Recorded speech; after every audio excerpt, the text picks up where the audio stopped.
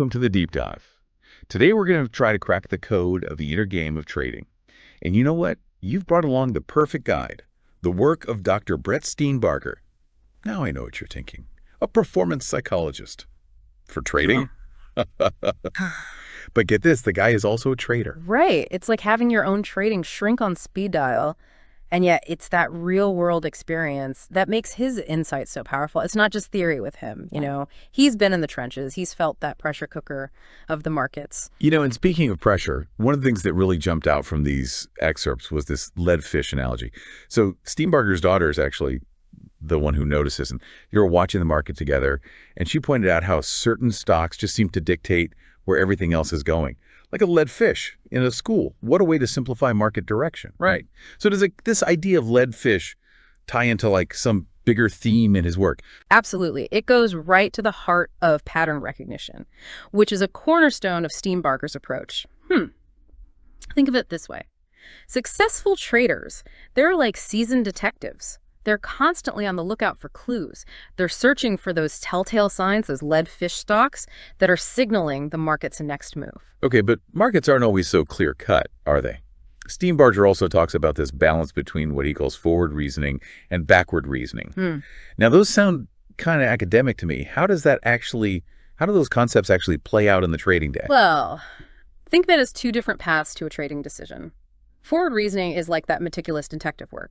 You start with all the evidence, you systematically eliminate possibilities, and you arrive at the most likely scenario. So it's all about logic and avoiding those impulsive jumps based on gut feelings. Backward reasoning, though, that's where things get a little tricky. Right. This is where you have a hunch, and then you kind of cherry pick data to support it. Classic confirmation bias. Right. And trust me, that is a slippery slope for any trader. So it's like having this mental checklist. You're forcing yourself to consider all the angles before you jump into a trade. Exactly. And Steenbarger, he really stresses how vital this is, especially in the heat of the moment when emotions are running high. Which leads to another fascinating point he makes. Okay. He links trading success to, wait for it, exercise physiology. You're kidding? Yeah. He even brings up Mike Mentzer, the bodybuilder, famous for his intense training methods. Okay, I'm hooked. What's the connection? Well, he draws a parallel to Mentzer's principle of time to failure, or TTF. Mentzer believed in pushing muscles to their absolute limit, even to the point of failure, to spurt growth. And Steenbarger says the same thing applies to trading.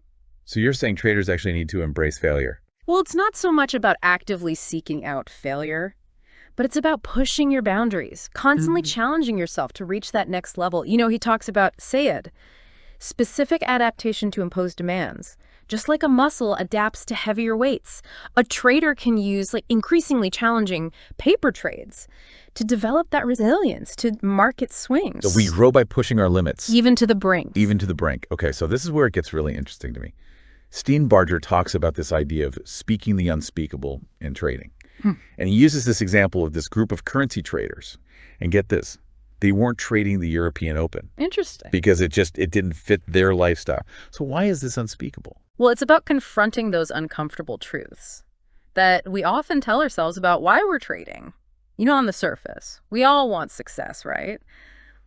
But our actions sometimes reveal a deeper fear of failure. Those traders, they weren't being honest with themselves about what they really wanted. And Steenbarger's point is, we've got to be brutally honest about our motivations, even if they contradict our desired image of ourselves as traders. Yeah, that self-deception can be tough to crack, especially in the high-stakes world of trading. It makes you wonder what other hidden factors might be lurking beneath the surface. Oh, really? It's like we have all these hidden scripts running in the background, influencing our trades without us even realizing it. And speaking of scripts, Steenbarger talks about how our past experiences, especially from childhood, can show up in our trading. Yeah, it's fascinating, isn't it? He gives this example of a trader who, get this, grew up in a chaotic household and now panics and bails on trades at the first sign of trouble. Sounds like his past is literally haunting his portfolio. It's really amazing how those deeply ingrained patterns, they can really rear their heads in our trading. You know, the key takeaway here for me is that these emotional responses, while powerful, they're not set in stone. They can be changed, but it takes focused effort. And this is where Steenbarger talks about something he calls exposure-based techniques. Exposure therapy for traders. This is blowing my mind. How would that actually look in practice? So imagine this. You're repeatedly paper trading a setup that you just you fear, like shorting a strong uptrend. You're essentially confronting that fear in a very controlled environment, and you're desensitizing yourself over time to the emotional risk. So it's not about eliminating fear, but about changing how we react to it. Exactly. It's about building that mental muscle memory so that when those panic-inducing moments hit in live trading, you're prepared. And speaking of mental rehearsal, Steenbarger, he highlights the power of achieving what he calls a flow state, or being in the zone, for peak performance. Okay. Is this some mystical state that's reserved for, trading gurus, or can everyday traders like us actually tap into this? The zone, as it's often called, it's a state of effortless focus and heightened creativity. And the good news is, research suggests it's not reserved for an elite few. So with the right practice, the right mindset, anyone can tap into this state. Okay, so less about chanting mantras, more about practical techniques. Exactly. And Steenbarger, he dives deep into the science behind it too. He's fascinated by this idea of linking brain activity to trading success. He even uses biofeedback to measure things like, I don't know if you've ever heard of this, but he actually uses biofeedback to measure things like forehead temperature as a proxy for frontal lobe activity. This is where I geek out a little, I have to admit. So what can this kind of research, what can it actually tell us? Yeah. Well, it's all about those frontal lobes, right? The inner CEO of our brain. They're responsible for, making those crucial decisions, especially when the market throws us chaos. And Steenbarger's research suggests that when we trade impulsively, like just on a whim, our frontal lobes practically check out.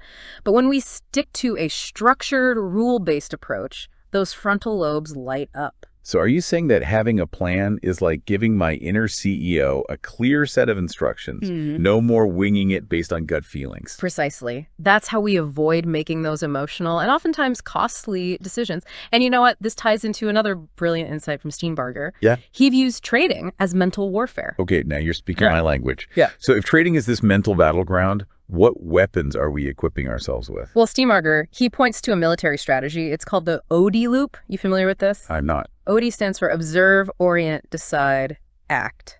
Okay. And the idea here is to cycle through this loop faster than your competition. So observe what the market's doing. Orient yourself to the context. Make a decision and act on it decisively. So it's about processing information, making sense of the chaos, and then acting swiftly. Exactly. It's about adapting to this ever-changing market landscape. And part of that adaptation is recognizing when your personal strengths align with specific market conditions. And Steenbarger calls this finding your trading regime. So instead of trying to master every single market condition, we should really focus on where we naturally excel. Exactly. It's about identifying those periods where you consistently thrive. Are you a trend follower? Are you a mean reversion trader? Or something else entirely? By understanding your personal trading regime, you're essentially stacking the odds in your favor. That makes sense. So it's about self-awareness. But not just on an emotional level. It's about understanding our strengths and weaknesses as traders. And aligning ourselves with the market conditions where we're most likely to succeed. It's about working smarter, not harder. It's like we're finding our trading sweet spot, those market conditions where you feel most in sync. And what I find so fascinating is how Steenbarger, he goes beyond just the technical stuff, right? The tactical aspects of trading. He delves into this importance of having a dream, like a vision that truly fuels our passion for this game. It's that deeper motivation. Yeah. The thing that keeps us going when the inevitable losses pile up, when that self-doubt creeps in, are we in this for a quick buck, or is there something more that's driving us? Yeah. It's the why behind the how of our trading. And that reminds me, Steenbarger, being the trading shrink that he is, he talks a lot about self-care. Right. The importance of physical and mental health. It's something that, let's be honest, we often neglect, especially in this adrenaline-fueled world of trading. Yeah, I do. He's reminding us to come up for air every now and then. It's true. It's about recognizing that trading, it's a marathon, not a sprint. We've got to pace ourselves, fuel our minds and bodies, and prioritize rest and recovery. Otherwise, we risk burnout.